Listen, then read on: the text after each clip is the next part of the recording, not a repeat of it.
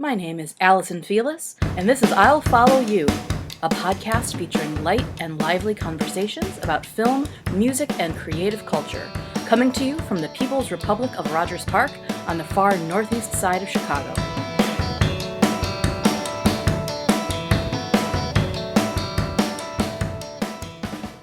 Welcome back to I'll Follow You. It's my great pleasure this week to be in conversation with author Pascuala Herrera. Pascuala was a professor and accessibility specialist at Harper College in Palatine, Illinois, for almost 30 years, and was selected as distinguished faculty, the highest honor given to a faculty member in 2019, and is now faculty emeritus. She is currently a full-time consultant and the author of Not Always a Valley of Tears, a memoir of a life well lived. Pascuala received her BA in sociology and MED in reading and learning disabilities at DePaul University here in Chicago. She's a frequent local and national presenter on the topics of disability awareness, motivation, and the importance of education for individuals with disabilities and Latinx students. Pascuala contracted polio at 9 months old and has spent her career assisting thousands of students with disabilities both in and outside the classroom. As a disabled Latina woman, she inspires and motivates others in working toward achieving their aspirations despite any challenges they faced. I was very excited to get to talk to her about her experience as a first-time self-published author. We go deep talking about purchasing ISBNs, hiring a freelance design team, and the ins and outs of marketing yourself, as well as touching on her fascinating experiences as a disability advocate and as a parent. To find out more about her, you can find her online at pascualaherrera.com, or you can find links to her books and other miscellaneous show notes on my website, queenofpeaches.com. And now, my conversation with Pascuala Herrera.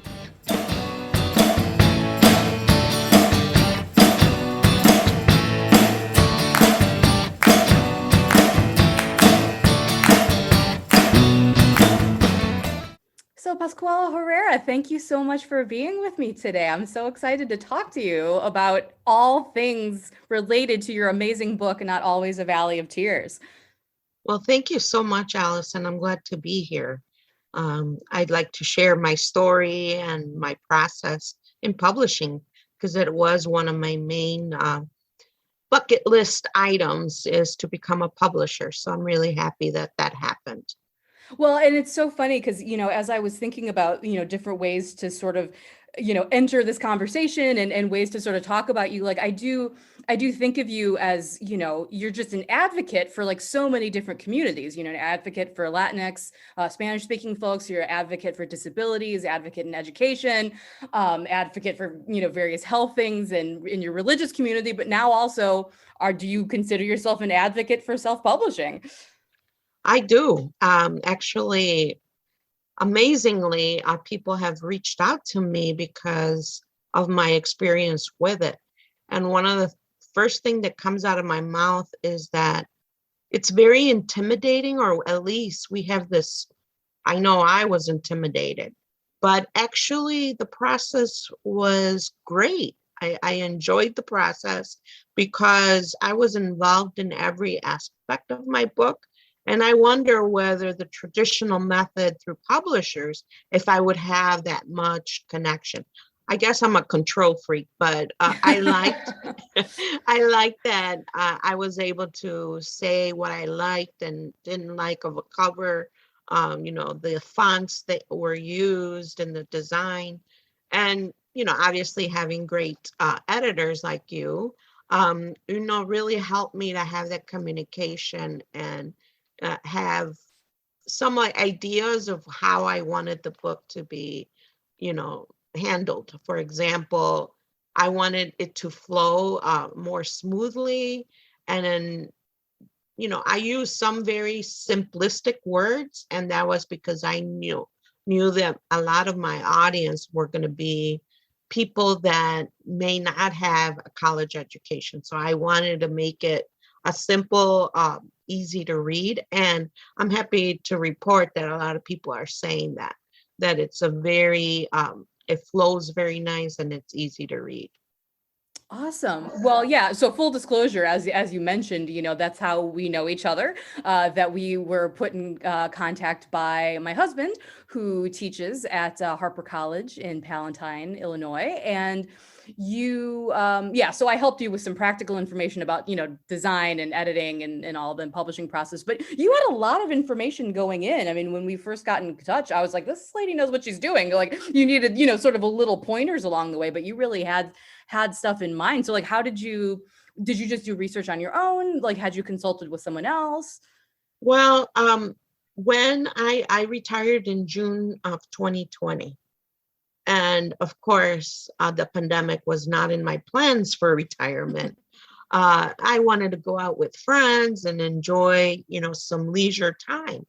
But when we were, on shutdown or, not able to go out freely to restaurants and other things, I was kind of getting bored. And my daughter said, Mom, you have a very interesting life story. You've told me a lot of stories in the past. Why don't you write? You're a good writer.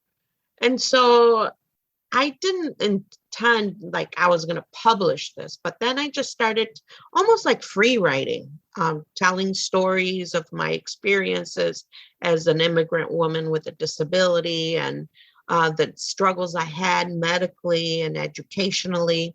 And literally the book was written in 3 weeks. Wow. Obviously, I went back and reread it, and sometimes in the middle of the night, I would wake up and think of another story. And like, where should I put this story? And so it's very much a storytelling book. So then I attempted the traditional method, sending the book query letters through email to various agents. And I got the Bible of publisher, where it listed all the different, the writer's guide. But I waited, and sometimes I didn't hear back. And I was getting very discouraged. I was hoping it was because of the pandemic, but I also had heard that it's a really tough industry to get in. And so I was getting a little discouraged around November. And my daughters again rallied up and said, "We're smart family. We can do this. Let's make it a winter break project. We can do this." And I was like, I don't know the first thing about self-publishing. So with my 2 daughters' help and, me doing research, we actually demystified the mystery of publishing. And we found out about the process of getting ISBN numbers, getting it copyrighted, and things like that. And in addition, I knew I needed a qualified editor. And so I reached out to, Harper, a place that I worked there for 30 years. And one of the women in the teaching academy said, "Hey, Brian has, been very involved in publishing. And his wife, I believe, is an editor." So that's how we got connected. And I was so pleased with the relationship you and I built. And I felt like I kept bugging you because every time I had a question that wasn't clear from the research I did, you were so quick to respond to me. So I really appreciate all that help. Well, it was a joy because I really, again, in preparing to have this discussion with you, I was thinking so much about how much I believe in demystifying the publishing process, both in terms of traditional publishing route or self-publishing, because there is a lot of mystique built up around it. And some of that is intentional, some of it's unintentional, and some of it is just access. If you send a query letter to someone in New York and they don't respond to you, it's kind of like, you don't know what the hell's going on, And so I was really happy to be able to say like, okay, here's, how I've done it in the course of my career, which is obviously doesn't speak to how things are industry wide, but it's worked so far. People have had lots of books published, and I didn't know a ton about self-publishing either. So I actually learned a lot from you as far as what you were able to achieve on your own. Like I said, I was so impressed with like all the background information that you had from the get-go. I mean, so it sounds like kudos to your daughters too for helping you out. Oh yeah, they're the tech savvy. Credit where credit is due. For example, I found that there's a lot of freelance workers that do this type of work on the side or maybe as their main job. And so I just researched, a book cover design, and, I was very careful to choose, appropriately with keeping price in mind and also the quality of their work. So usually all these freelancers have samples of other book covers. And so once I made my decision, then I contacted them, and everything is very easy. You pay through PayPal, and they work with me in terms of what do I have in mind, what did I want, and so forth. And then I asked them, do you know anybody who does the interior design? And they said, yeah, and actually we give you a discount, which discounts are always nice. That's the magic word. Yeah, when we work on one book. And so I guess it's an affiliate of that book cover designer. And so I hired them too. And it turned out pretty quick. I think it took about a month while the English version was happening. Then I had a late thought, and probably in a sleepless night, I had the grandiose idea that I should probably translate it again, trying to keep in mind the audience that I wanted to share my story with. And so I translated it from the English version. And then I am like, well, Spanish, though it's my native language, it's no longer my comfortable language. I didn't go to school, with Spanish. And so it's using the same strategy. I contacted a Harper colleague who is a Spanish teacher. He's never really done editing per se, but I had total confidence because he's an expert in the language that he would be very good. And I will say he was very, very good. From my people that talk to me about the book who have bought the Spanish, they say the same things about the English book, that it's easy to read, it flows. No one has pointed out any major mistakes, because I know that it happens, that there might be a typo or something, but so far so good, and I that's how I published both books on KDP, which is the Kindle.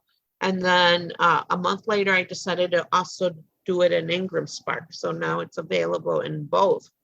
And I mean, I'm having a lot of good feedback, already 40 5-star reviews on Amazon. Wow, that's amazing. Yeah. So, and the comments really is what really touches me, that it's like, because when you write and, as an editor and probably helping so many authors and stuff, you have a vulnerable spot when you share, especially a memoir, where you share your inner thoughts, your inner feelings, and you don't know how others are going to receive that information. So it's been very rewarding for me to get the feedback that I have, because I was like nervous, very nervous about being so honest. And I know you read my book more than I did probably already.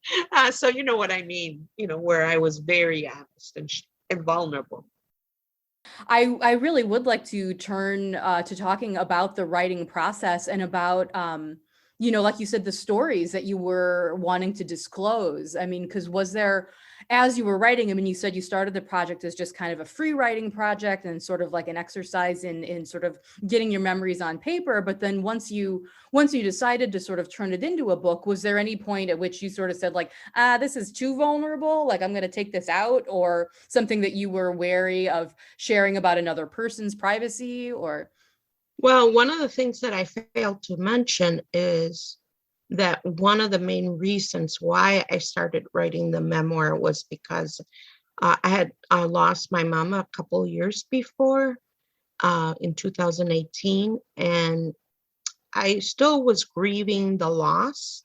I never actually took time, because work and just family life, to really rethink about the significance woman that she was in my life. So I started off more as a tribute to my mom and recalling a lot of the memories and where, how I was supported not only by my mom, but also my dad and the whole family, even extended family. And so again, I didn't start off with the idea that I want this to be a published book. It was more like I want to really recall, go back to those time in my life and how I felt. And it was very therapeutic for me because I'm 56 years old and I never really took time to be in touch with the pain that a lot of those experiences caused me, because I just kept pushing forward. I don't have time to feel bad for myself or sad for myself. I just need to keep moving. And so, yeah, my goal was to be vulnerable and to really be in touch with those feelings and what the significance of my life and, how do I feel about being disabled? And that came out, through the process. Yeah, I mean, like you said, I mean, I did, as the proofreader, I did read the book very closely, but it was so readable that I just loved your voice and I loved your stories. And the instant that we connected and I found out about your project, and once I started working on it, I've just been so excited, like telling everyone, to read it and to know about your story, because I just think that yeah, I mean, your daughters were very good in saying, like, get your life story down on paper. I mean, you have so much to share and so much to offer, and you did in the way that you constructed the narrative and in the language that you chose. Like you said, this more simple vocabulary. It's so readable and it flows so easily. And during the publishing process, or during the editing process, I was jumping up and down and telling my husband, I was like, oh my gosh, you'll never believe this part of Pascuala's life story. I would read him a paragraph and say, this is incredible. Like, can you believe this? So you Yeah. really, you nailed it. I mean, as far as conveying everything that you wanted to convey. I mean, I think the therapeutic value for you, I think, is also going to translate to sort of a cathartic process for the readers, I hope so, at least. Yeah, no, I felt the same thing with you that you did. I was excited with some pieces and parts. It's like, whew, I got through it. I cried, especially at the end when I was recalling the last weeks of my mom. And I was close to her, and I felt it in my heart. Every word that I wrote about my last experiences with her, will be in writing forever, and they'll never be forgotten because I'll never forget those. But one of the other things that I think happened as a result of me writing the book was that I wanted to show that life isn't always sadness. And I hope that I succeeded in expressing how I had so many great moments too in my life. It wasn't all doom and gloom, and how blessed I was to meet the people that I did, to get the support I did. And it seems like I was led to the right people, the right friends. And so I see them as small little miracles that happen that help me get over all those other painful memories of coming to a new country while being labeled as disabled because I had crawled in the town where I lived, and I never even saw myself as disabled. So that was a big culture shock. Not only that, but at the time, it was prior to the Americans with Disabilities Act. So I think the book is really good example of what life used to be like in this country before the ADA, which, by the way, we just celebrated 31 years Nice. of the ADA. But how in the past, and we're talking about 31 years ago, people were still being segregated just based on a disability. And so I think the book shows really a history of disability, rights. And so I think the book should be inspiring, not only because it tells a story of somebody who overcame obstacles, but it's inspiring in that, look at our country and what can I do to make this a better world? Look at those examples of, and still happening, because in the book I mentioned some microaggressions that still happened while I worked in an educational setting. And so I'm hoping that that is motivation for people to really think about their own unconscious biases towards any person who is different, and how it affects people. No, it's a huge issue because, I thank you for, sort of telling these stories so honestly and forthrightly, because, as I was working on the manuscript, that I would, look around at buildings and think like, that place is not accessible, like how would Pascuala get into this building, like with her chair, like this is not, not up to, accessibility for everybody. And so just opening people's eyes, to that, who don't have to deal with it every day. I mean, it's such an eye opener and such an education. So I think that's hugely valuable service that you, again, are able in such common language to sort of like, it's like sneaking the vegetables in with something sweet to eat, that it's like you're reading this amazing story and then all of a sudden you're like, wait a minute, like now I'm thinking about, these political issues in a different light too, Yeah, it's also very clear of the intersectionality of different parts, or labels that we put on people. I've been doing presentations and it always comes up. It's like, you're also Latina. How does that play a role in your life? And you're a woman. How did that? And I had never thought about, if I were to put a hierarchy, I would say that disability is first, because I have felt that that's what people notice more, or at least that's how I think that people notice more than my race, being from Mexico. And then a woman is almost like non-existent for me. I got bigger fish to fry than gender issues. I'm sure that affects, at least culturally too. But I just had other issues to handle. And, societal response could either break you or make you. And so, because I had very intentional goals of living as a normal life as I could, I almost had a personal battle with myself throughout the book, not knowing, was I right to keep on wanting more? Was I right in wanting to have a career, be married, have kids? And that's because of societal's response to, not that people told me that, but just how I saw things. It was like not expected of a person like myself. And so, but I wanted those things. I wanted to have a normal life, and I kept pushing through. So I think my book is an example of someone who has all these negative, like almost, I think of it as people are throwing darts at me and I'm just dodging it and still moving forward.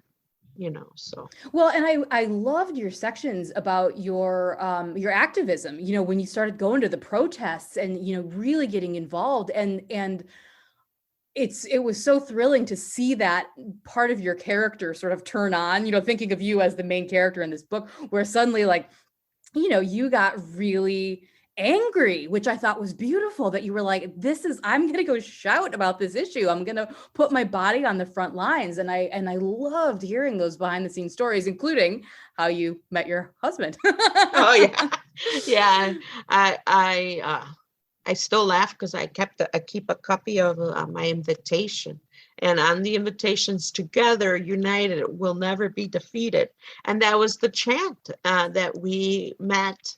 When we met, we were chanting that. Oh, And so I thought it was very important to put it as part of my invitation. yeah. And recall, 27 years ago that we were out there in the streets, and that's how we connected. Someone from Texas, someone for Illinois. So, if you think about it, it's very interesting how things happen in our lives. Not just my life, I think, but I think we are too quick to just overpass and not smell the roses that we don't know.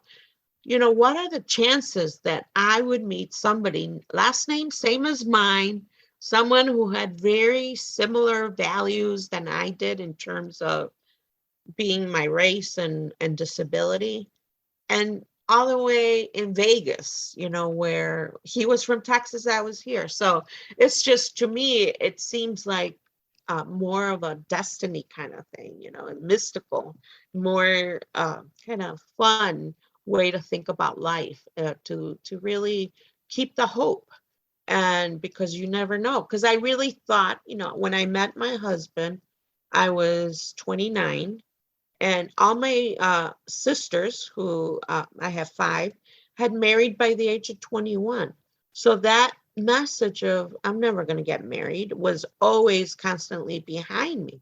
And here I am meeting somebody, a partner, where I least expected, and that's how life is. When you least expect it, you get, pleasant surprises, but you have to recognize them. Because if I was so down on all the struggles, I wouldn't have put myself in that position. And I also believe in giving back. I was helped by so many people and encountered so many obstacles physically as far as access, that I felt that it was very important for me to give back and try to fight to make the rights of people with disabilities better, so that they wouldn't have the experiences I had had. And so that's why I joined, civil disobedience and protesting. Do you wish you were getting out there again still? Is there a part of you that misses it, those direct Uh, actions? I do, but I also think that the younger, it's like passing the torch. Okay. Sure. I lived through that. I did what I could, and now I support in other ways financially. And, I'm involved very much in an advocate for disability rights, but in different ways. I think that I was in my wild 20s, I mean, so I think at my 50s, I don't know if I would want to be out there, getting arrested anymore. Yeah, totally understandable. Let the younger people do that now. Yeah, that's their game. Yeah, to have passed that torch, like you said. Well, Yeah. as you were saying, I know that your faith is very important to you. And so, as far as it's kind of comes into play in two places. I mean, your faith is like a theme in the book and is a thread that kind of follows through. But I also see it as part of this publishing process of, like you said, making the right connections and all these dots being connected in this way that was sort of magical. So yeah, I mean, is there anything, that you have to add about that, or any fun signs or symbols along the way that felt really significant, for you? Or Well, when people ask me about how did I write this book, for example, they say, in one area you talk about teachers, in another one you talk about students, in another area you talk about, events. How did you make that decision? And I have to admit, I had no outline. I just wrote, and I just don't know why in talking about my high school years, I talked about teachers. I don't know why in college I focused on friends. It just happened that way.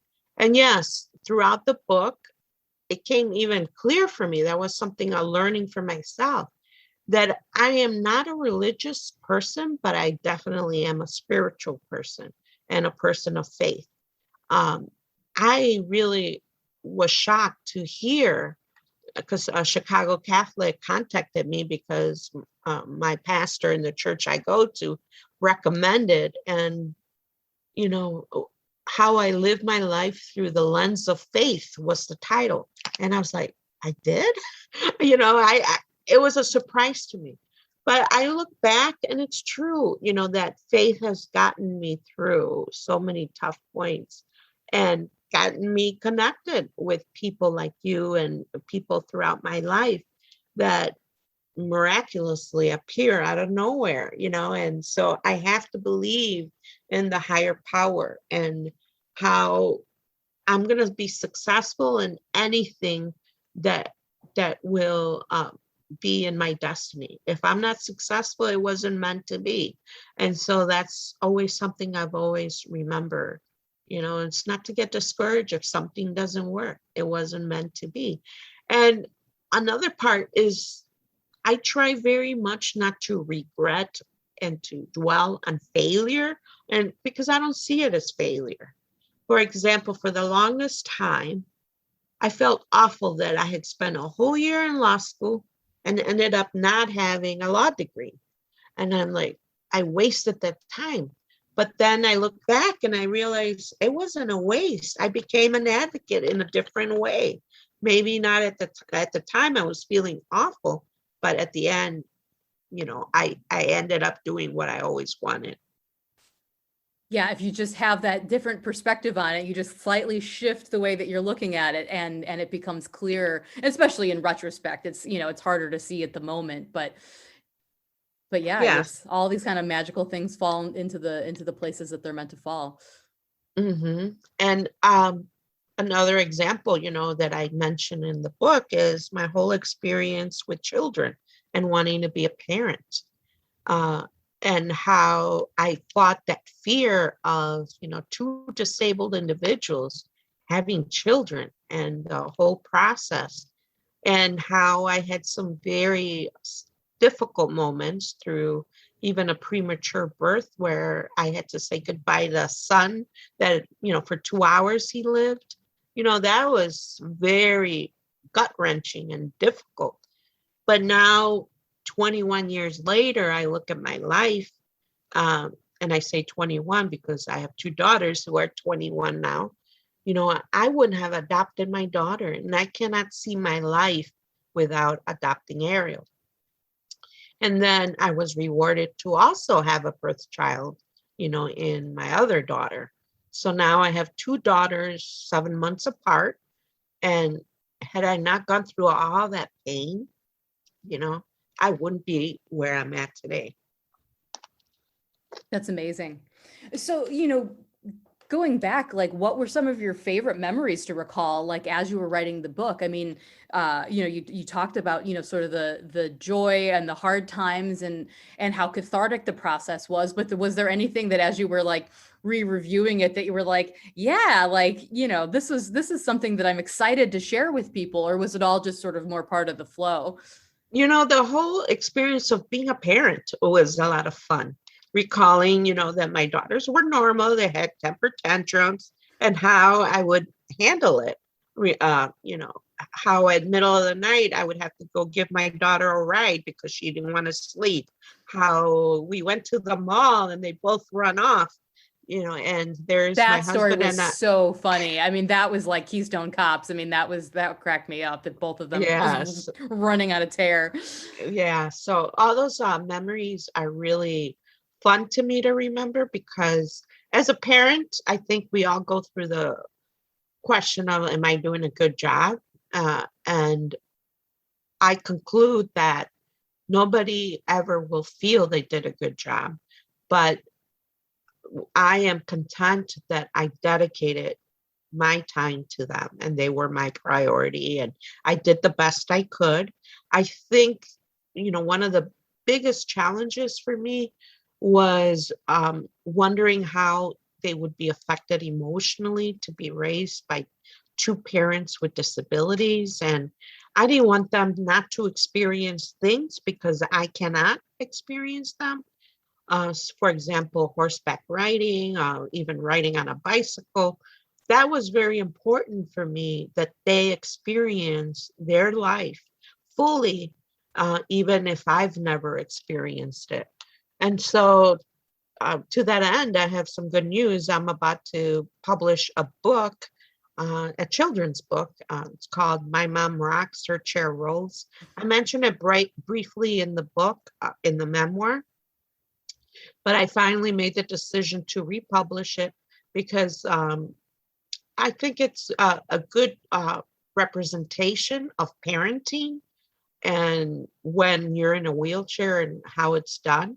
And I also took the time now to do it in Spanish. So both books are going to come out hopefully in August. Oh, that's super exciting. Congratulations. Oh my gosh, Yeah. the publishing empire rolls on.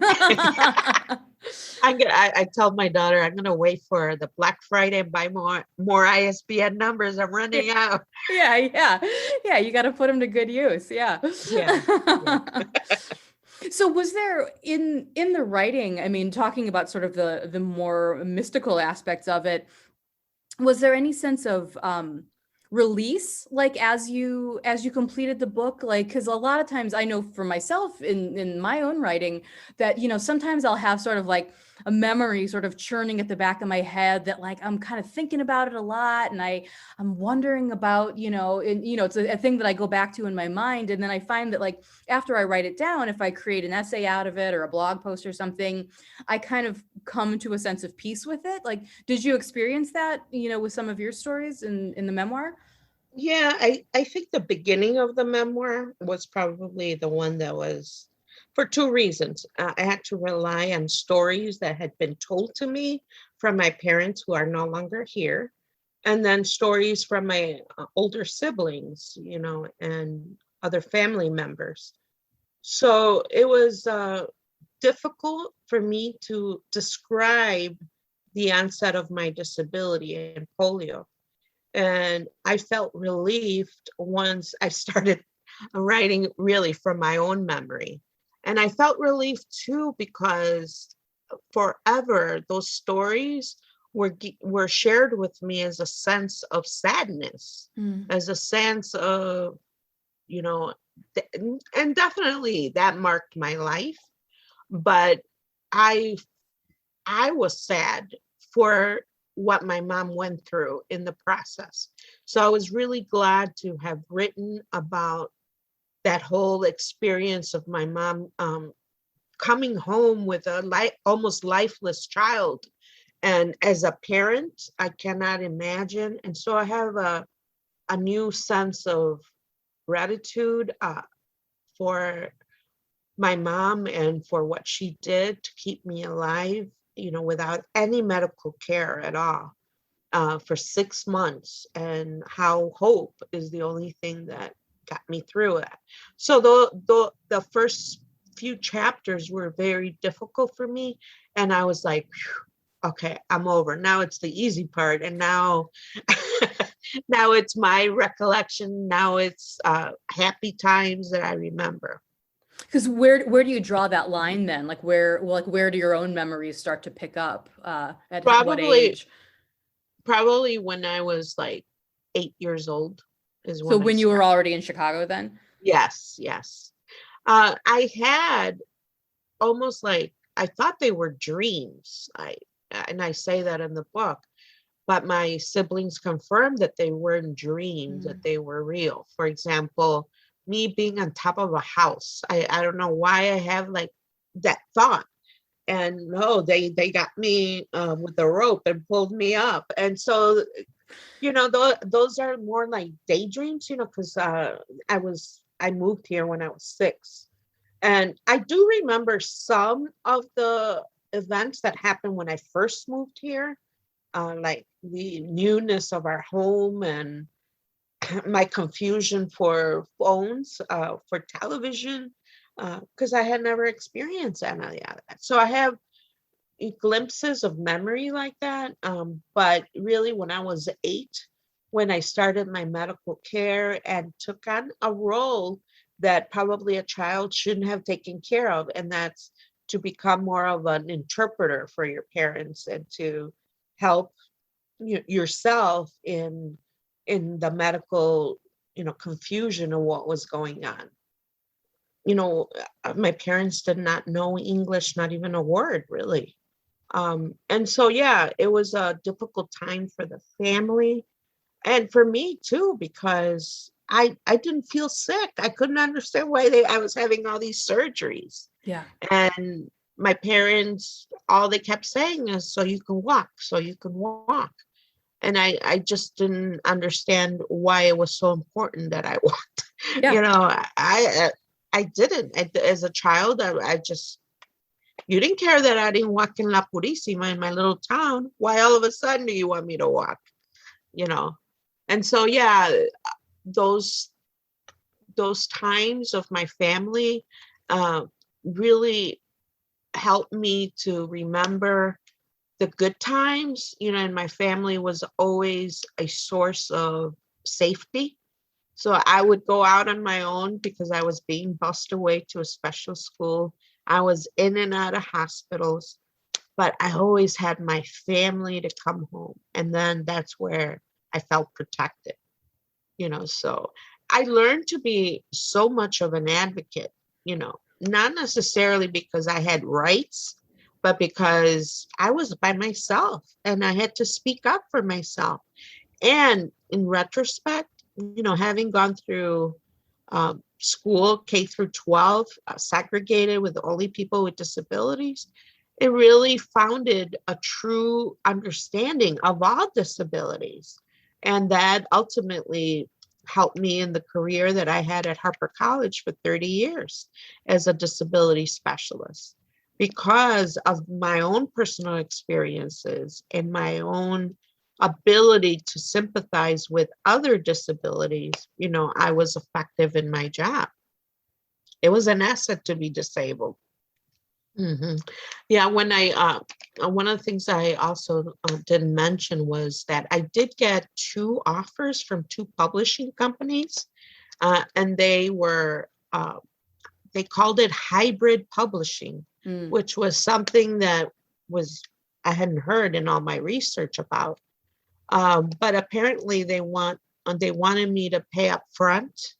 And then because I would imagine it's because of the pandemic, I'm not sure. But one of them wanted to change my title. And the title was so important to me because, again, I want to give that positive message that life is not always difficult. We have a lot of good moments, but unfortunately, sometimes we miss those moments and we don't take the time to really reflect and look at those good moments. Having a fun lunch with a friend where you laugh, that's a good moment that we should all cling on to. And I think that has helped me throughout my life, that philosophy of always enjoying, and finding happiness in any way I can. Um, I had mentioned in the book, that the last time I broke a leg was when I was in college, second year in college. Well, it was like I wrote the book and now it's like, okay, remember how it feels, because I went on vacation and I fell and I broke my leg in 2 places. And so I've been working and doing this podcast with a full length cast. But even in those situations, I try to find the happy moments. For example, I was going to be interviewed for school, and I was really worried about my gray hair because I hadn't been able to color my hair. So my 2 daughters and my niece, they figured out a way to get me in my wheelchair. And in my yard, they colored my hair and rinsed it into a trash can. They made a funnel. And there I am under my peach tree, eating a peach, even though it was kind of raw still, because what a happy moment to be out there where your family is supporting you for your vanity of all things. So I have very nicely colored hair right now. No, you're looking gorgeous. Yeah, truly. Well, and so what was like, give me some of what was the fun that you got out of the publishing process then? I mean, how, what did you really find enjoyable about it? I mean, like you said, you were able to dictate, what you wanted the title to be, what you wanted the cover design to be, what you wanted the font to look like. I mean, it sounds like you really did enjoy all those little details of the process. Oh, I really did. Like, for example, under each chapter, there's a symbol, and I wanted it to be a rose because my mom loved gardening. So simple things like that, that probably readers may even miss, it was significant to me. And so that was a lot of fun. I'm the one that looked for, okay, what symbol do I want? So I can make some suggestions. And they listen, they take my feedback. They work for me, unlike, I think, the traditional publishing, probably those pieces, they may or may not even involve the author. I would think that they wouldn't, because as I said, one of the publishing company wanted to change the title of my book, and it was very important for me to keep it due to the saying that my mom used to tell me, life was a valley of tears. So you got to work hard and you got to push forward. And I wanted to send the message that it's not always a valley of tears. So that it was a very significant, important piece of me. And when I self-publish, I'm the boss. And that's not true, I think, with the traditional way. You're not the boss, and I think you can still have quality work. I don't think that people should just like write and then just publish it. I still think that people should invest, but I would say the investment is a couple $1,000, probably in total. And for those $2,000, you'll make that money plus more, because it's a quality book. It's something that you believe because you were involved in every part of it. And so I already made my money, tripled my money, and and I didn't write the book to put food on the table. I wrote the book really to share my message and really to have a memoriam for my mom that will live on through generations. Nobody could ever take the story of my mom away. So that's a good question. Like, do you think of yourself as a writer now, or do you think of yourself more as a publisher? I mean, how do you define those two roles for yourself? Well, I got back from vacation, and as I said, I was in this cast. Immediately I started writing, because again, I used writing as therapeutic for me. And I throughout my life have journaled, written poetry and things like that, but never more than to help me personally. But now, after this experience, now I see writing in a whole different way. I see it as potential for the future to be writing.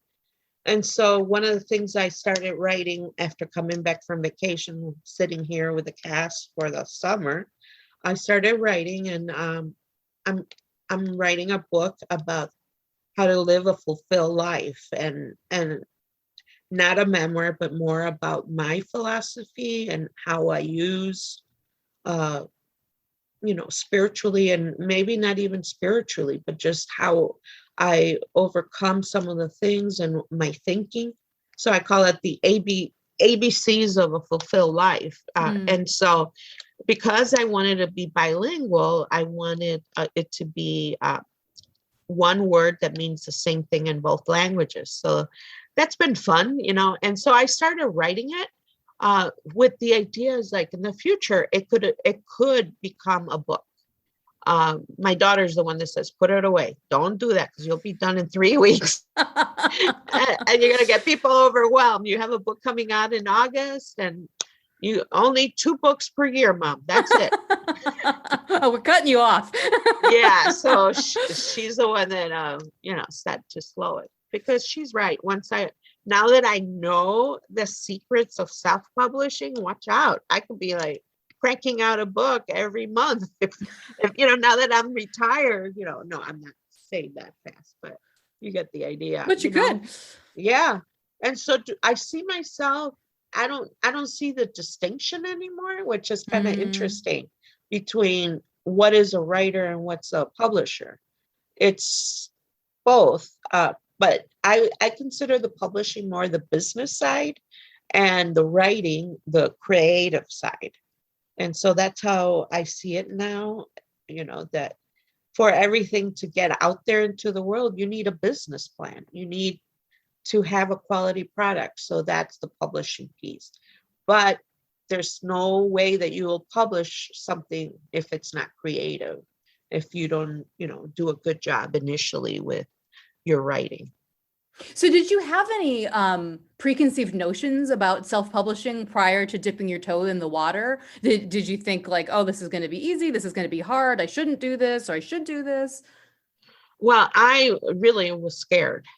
It was unfamiliar territory, and it sounded very difficult to, the different pieces of it that gets involved.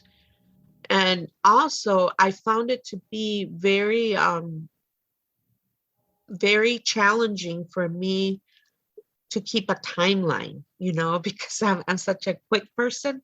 And I realized that we worked as a team, the editor, the book cover design. And as a team, we have to support each part as intricate pieces of this one product. And so my timeline may not be the editor's timeline. And you have to, be aware of that. So I was really scared of the difficulty of finding the appropriate people that could help you do that. But after going through it, I just love it. I mean, right now I'm working on my children's book.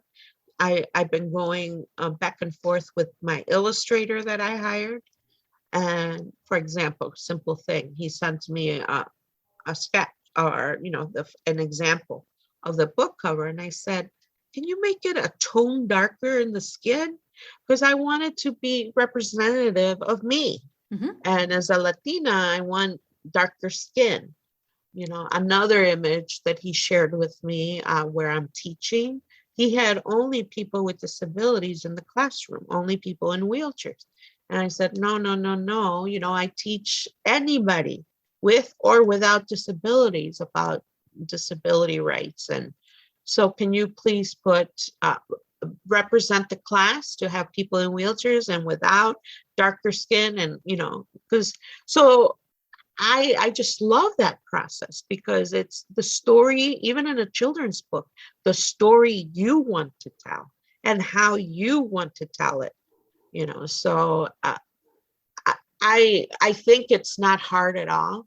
And actually, you'll get a kick out of this. So I got a call from a woman, and she gave me her name. She sounded to be elderly, and she's like, I just want to meet you. I need to meet you. I got your book as a gift, and I really need to meet you. And so I'm very trusting. Okay, you're welcome to come, come and we'll be in my yard. And so she did. At first, I thought it was somebody from my little town, somebody that knew my family. But no, she's from Colombia. I have no idea how she got it. But she came to meet me, and she bought 10 more books. I autographed them. And she says, for years, she's been writing poetry, but she's never had them published. And could I share my experience with her?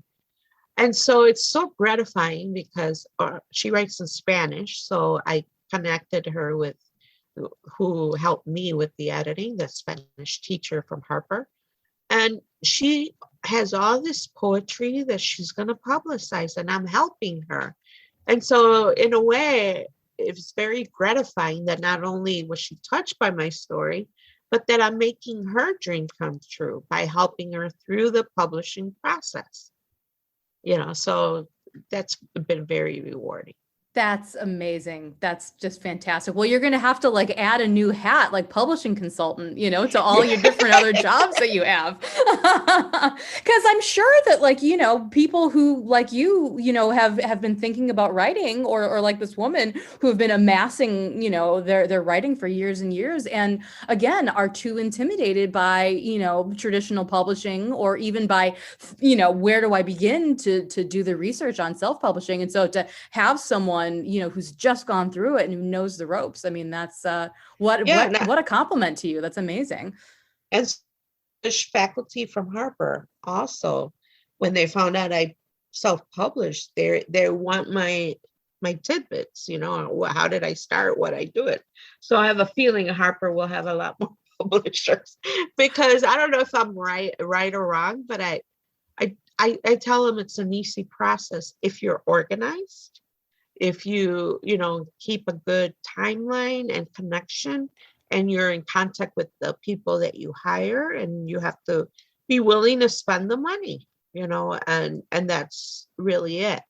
And so I think that publishing has been, on my website, I have it as it's the most top of the top list of my dream list, or bucket list, as some people call it, was to publish. And so it has been the most rewarding experience for me. And I'm like, why hadn't I done this before? Why did I? Because I've always written. I've written for forever, because I like writing. I enjoy, expressing writing. I think that's where my daughter Ariana gets it too, because she doesn't like it, but she does her so good in it. I have it on good authority that she's a very good writer.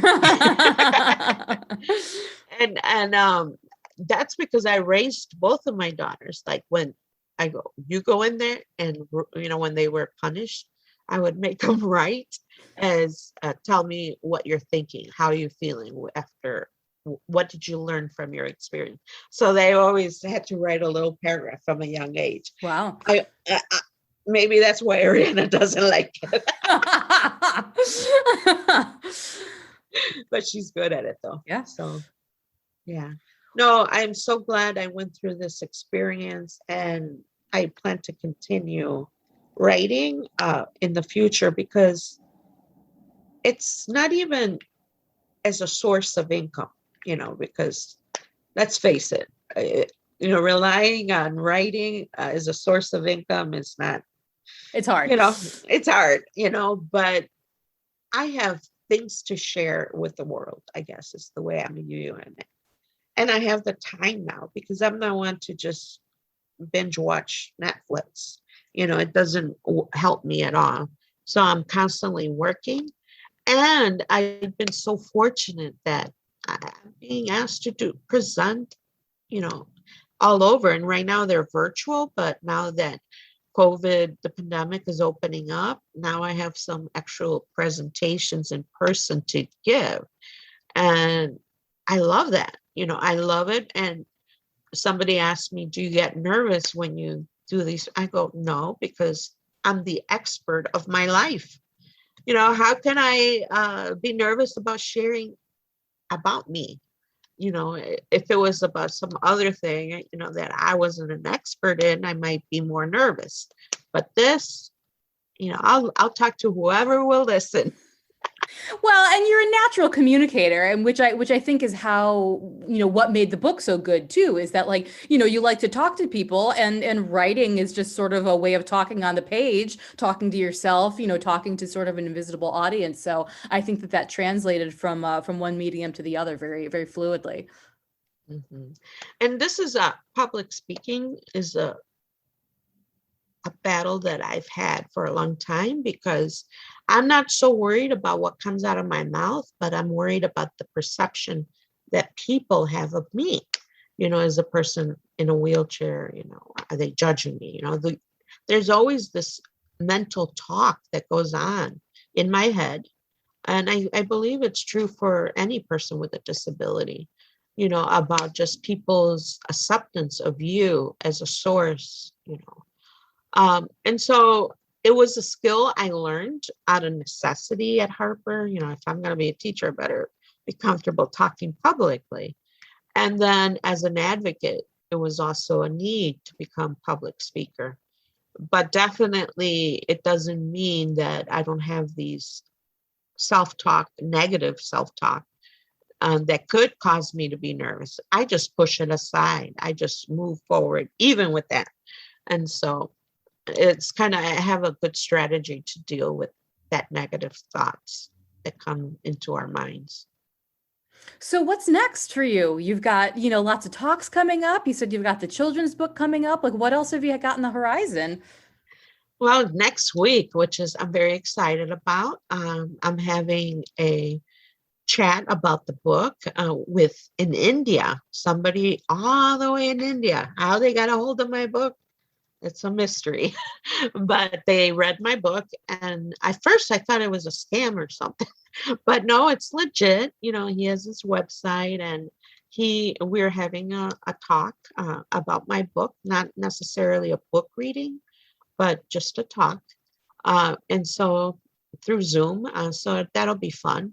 And then East Leiden, which is our district school here, or the superintendent of District 212, read my book and loved it. So he sent his communication liaison to do a video about my life, and it's called An Amazing Story. And so they came and videotaped me. That's why I needed the nice hair. And so that happened. And not only that, but they want me to adopt my book as part of their curriculum, because our community here is very high Latino population. And because I live in this district and I am Latina and my daughters went to this school, they want to adopt my book. And in March, they have a week called the Writers Week. And they want me to go for different periods for each period during the week to talk about the memoir. So that's going to be fun. That's fantastic. Congratulations. Those are all wonderful ways to get the word out and just communicate with a bunch of different people about your Yeah, story. yeah. I use the word lucky. I feel lucky, but I'm trying to change that. And it's not lucky because I worked hard for it. And Absolutely. and so it's really more of a blessing, And so um, because I lucky to me sounds like it just, out of the fluke.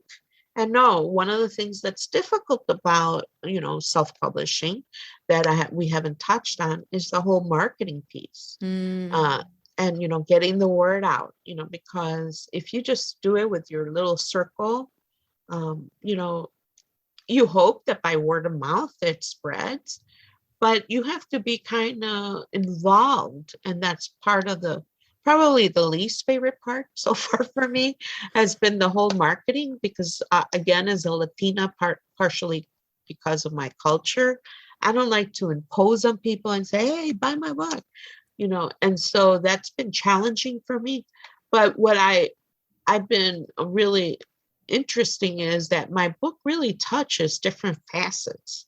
Like you mentioned earlier, yes, the Latino population, the disability population, education. It could even be, children, or child raising, and so I have to be involved in marketing to those different segments, to people, who work with disability rights, so marketing with them. For example, I reached out through LinkedIn to the head of the Coalition for Latinos with Disabilities. And so we had a phone conference, and now I'm attending their board meeting. And, again, you have to market. You can't just be lucky and wait for the book to hit the markets in different areas. You have to work at it. So And give me so, so you did the LinkedIn. So what were the other tactics that you tried for the marketing? I mean, even though you struggled with it, you've been having a great success in getting the word out. So what are some of the approaches you've taken? well, I definitely social media, Facebook and Instagram and all those things. So I used that initially when it first came out. I had a book signing event, which I publicized to friends and family and the community. And I plan to have, once this cast comes off, another one with my children's book, and I'll have both books available. So that interaction really helps. And then I've reached out friends who I know are readers and who have book clubs and say, hey, I'll do a sneak peek when you have your book club discussion. If you choose my book, I can show up. And I'm really surprising that they consider me an author. Oh, wow, an author's coming to our book club. And it's a big deal. And it didn't dawn on me that it is a big deal, That's you a know? huge deal. Yeah. And so I again, because I don't really, what I want is to spread the word. And yeah, we're all interested in selling our books, right? But that's not my motivation. And so I think for that reason, I mean, I'm willing to talk to anybody, and share a little bit about my book, because ultimately I want my message to be heard. Hmm. And so I've done that. I also have made a list, and I decide to just choose each month which segment of my book I'm going to focus on. So disability was obviously the first one because, that's the most uh, impactful theme of the book. But, Latinos. And then I also have developed what I call my fan club. And so my fan club has been instrumental because they're connected with more people. And one of my new fans, which she retired from Harper since 2005, and I knew her, but we weren't friends or anything. But she's like, I'm going to name her the president of my fan club because, oh my God, she nominated me to NBC for Making the Difference Award, which I did get. And so they did a whole new cast, they have that segment. So they highlighted me. And she says she's not going to rest until they make a Netflix movie out of me. Yeah. Yeah. I love So, it. so yeah, obviously having people behind you in terms of they read it and they were touched and they value it, that definitely helps too with the marketing. And you have to be willing to, I purchase books and I say, hey, if you're my fan, so here's some books, if there's some people, you can gift them, and so you have to be willing to invest a little money. Like I went and rolled into the mayor of Franklin Park, left him a book, and he sent the board meeting here. So, you have to be strategic in that way and bold. So definitely not the Mexican culture, but the other way. Yeah. So I do, because I believe in my story, I guess is bottom line. So And it's bared out, it's not like you believe in your story and everyone's like, thanks, but no thanks, Pasquale. It's like you believe in your story. And once people learn about what you're doing and read a little bit of it, they go, yeah, I want to tell people about this. I want to yeah, adopt this. I want to share this with people. yeah. So yeah, it's more than I ever dreamed of. Even when I made the decision to self-publish, I really thought that it would be used more as a memorial for my mom, for our family, for my brothers and sisters and their children, to have a history of our family. But as I started getting feedback and it started flourishing, then I'm like, this is important for the world to know, so now I'm even doing international. Who knows? That's amazing. That's so, so cool that they found you. I can't wait to hear how the interview goes. Yeah. Well, and I'll be Yes. sure to link that once you get once you have that all that information live and everything. I'll put that in the show notes so people can find out more on my blog. They can click on through and find out where you're going to be next. Yeah. Yeah, I try to keep my website, pascualaherrera.com, pretty updated with upcoming presentations. Some of them are private, because their institutions hire me for their faculty, for example.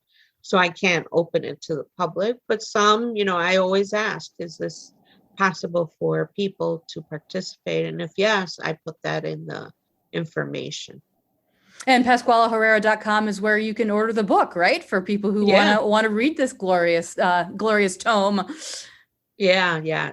Yeah, there's links there to Amazon, but it's also available surprisingly, through Target or, because I did expanded distribution. So Barnes and Nobles, Goodreads, everywhere. So people can find it anywhere they want to find it. And it helps that I have a unique name. You just Google my name. If you spell it right, my books come up. And so, yeah, just for folks who are listening, again, the information will be in my show notes, but it's Not Always a Valley of Tears, a memoir of a life well lived by Pascuala Herrera. And it was my great joy to work on the editing, and my great joy just to get to know you as a force of nature and just this wonderful creative woman here in northeastern Illinois, just fighting the good fight and doing amazing things in your life and in your community. And don't forget me, because I'm still going to be here and writing some more.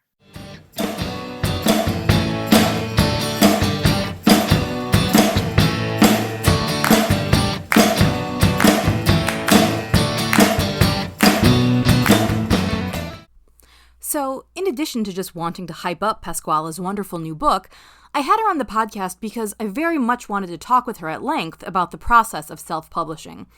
Self-publishing kind of gets a bad rap, and it shouldn't. I've even been trying to think of other terms we can start using to refer to the process, since self-publishing can often have a negative connotation among snobs as something trashy or self-serving. But there's absolutely no reason that self-publishing can't be a viable and fully respectable way of getting your writing out into the world. Getting a contract at a traditional book publishing company can, of course, be a wonderful goal to pursue. I've worked in the publishing industry for close to 20 years now, and would obviously never discourage anyone from going that route if it makes sense for them. But given the vast array of online resources currently available, self-publishing has just never been easier. I mean, there's obviously still a lot of hoops to jump through and not an insignificant amount of money to invest up front.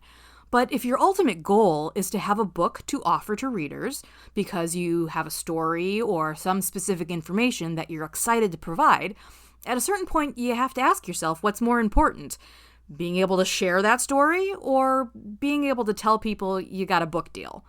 No shade, just food for thought. So again, be sure to check out Pascuala's book, Not Always a Valley of Tears, a memoir of a life well lived. You can find links to purchase it in English or Spanish and other miscellaneous show notes on my website, queenofpeaches.com. Thank you so much for listening. Bye for now.